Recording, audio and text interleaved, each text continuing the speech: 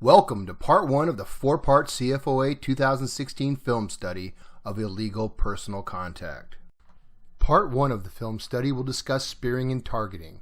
Part 2 of the series will discuss personal fouls for excessive contact on a blindside block. Part 3 will discuss personal fouls for excessive contact on a defenseless receiver. And Part 4 will cover flagrant fouls. I'm your host, Mark Andrews, from the Orange County Football Officials Association. All opinions and guidance expressed in this video have been sanctioned by the California Football Officials Association's Instructional Chairman, Bobby Kennedy, and Steve Coover, Instructional Chair of the San Diego County Football Officials Association and the CIF Football Rules Interpreter. Our first topic is spearing. The prohibition against spearing has been in the rulebook for a long time. Let's take a look at that rule. The definition of spearing is found in Rule 2, Section 20, Article 1C. Spearing is an act by any player who initiates contact against an opponent at the shoulders or below with the crown or top portion of his helmet. The gray shaded text notes the revisions or additions that were made in 2015, and there have been no additional revisions for 2016.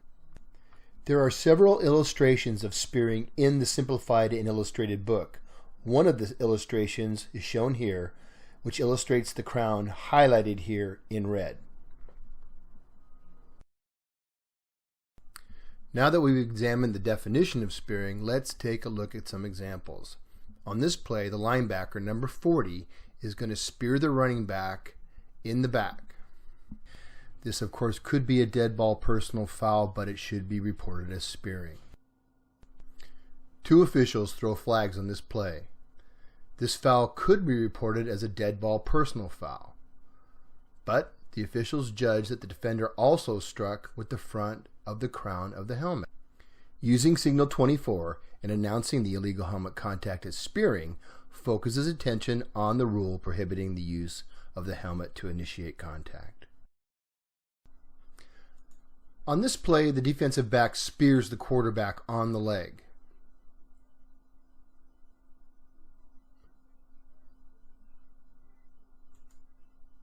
There's the contact. Let's run it back slow.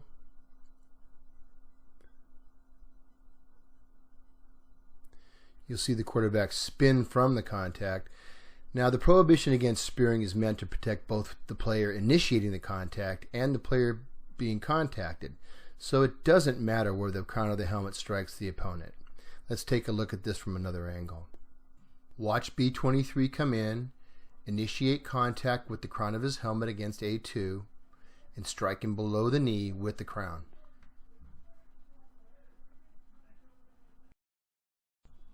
On this play, we'll see a linebacker spear a defenseless receiver. We haven't talked about defenseless players yet. That's upcoming, and it's not a component for spearing. As we watch it again, watch B44 lower his helmet, take aim, and strike 83 with the crown of his helmet.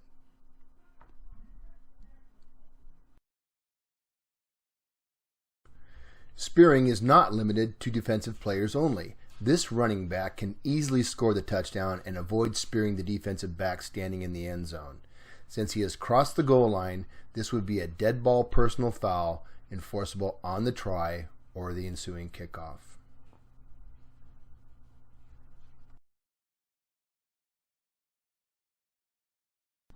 The quarterback is speared on this play. We will see the foul more clearly on the replay. And yes, the quarterback can be considered a defenseless player. We have yet to discuss the criteria for a defenseless player. That's upcoming in our discussion of excessive contact.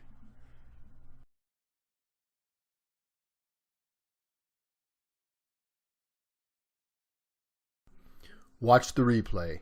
B34 lowers his helmet and initiates contact against A10 in the midsection with the crown of his helmet. Now, there are overlaps in some rules, and in a situation like this, remember that the rule regarding roughing the passer includes the sentence, "No defensive player shall commit any illegal personal contact foul listed in 943 against the passer." 943 lists many fouls, including one against a defenseless player, spearing, and targeting. signaling and announcing the foul as roughing the passer imposes the harsher penalty of 15 yards and an automatic first down. Let's move away from spearing and talk about targeting. Targeting is defined in Rule 2, Section 20, Article 2, and was also revised in 2015. It now reads, targeting is an act by any player who takes aim and initiates contact against an opponent above the shoulders with the helmet, forearm, hand, fist, elbow, or shoulder. The distinctions between spearing and targeting is the point of contact and what is used to make the contact. Spearing involves contact at the shoulders or below with the crown or top portion of his helmet, whereas targeting is contact above the shoulders with the helmet, forearm, hand, fist, elbow, or shoulders. This first example of targeting is against the passer, and remember, roughing the passer includes the prohibition against targeting and should be imposed on this play because of the harsher penalty of an automatic first down.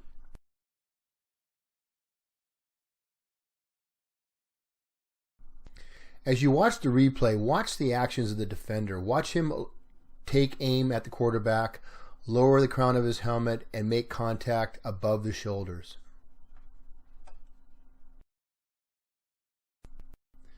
This next play is an obvious targeting foul. Now we're going to give you 4 looks at it. It's not that obvious from that angle, but you do see a flag. We're going to see it a little bit better here.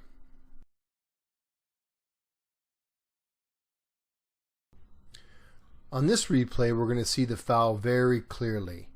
Notice the launch by B27.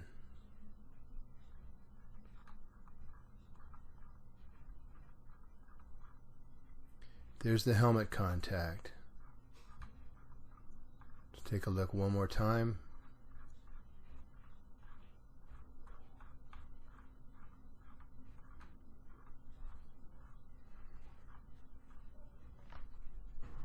Let's take a look at it one more time without the stop action and from a different angle in real time.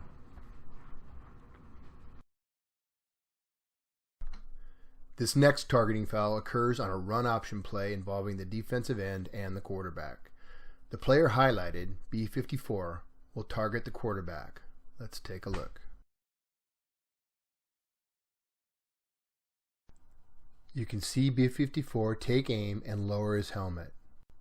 You can see the contact by B54 to the quarterback's helmet right there. Let's take another look at this in real time.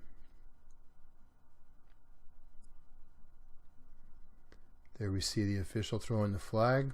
Great call. This final example of targeting comes against a receiver and is committed by a defensive back. Keep your eye on the receiver highlighted. Going to run this in real time. The defensive back B6 is going to target A6 after a long completion. Let's go back and take a look at that in slow motion. Okay, we see the completion here, and watch B6's actions. He takes aim, he lowers the helmet, delivers a blow with the helmet and possibly the shoulder. A6 retains possession of the ball. That's impressive. Let's see it from a different angle. Again, I'm going to let it run real time, and we're going to back it up.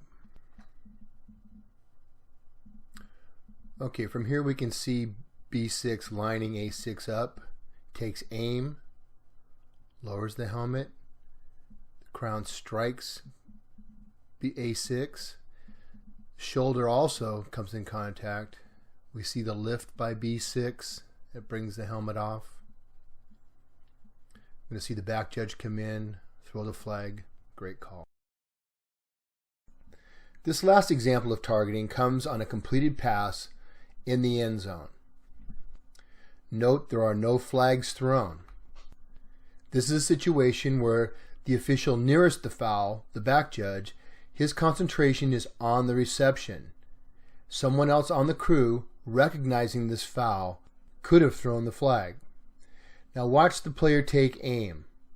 Initiates contact high with the forearm to the helmet That's targeting.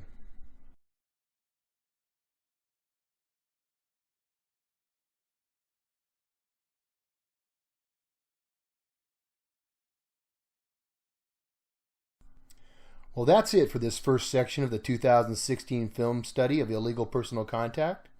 In the next section, we will discuss the definition of a defenseless player and excessive contact. We will see examples of illegal and legal blindside blocks. Section 3 of this four-part series deals with excessive contact on a defenseless receiver. Section 4 will discuss flagrant fouls.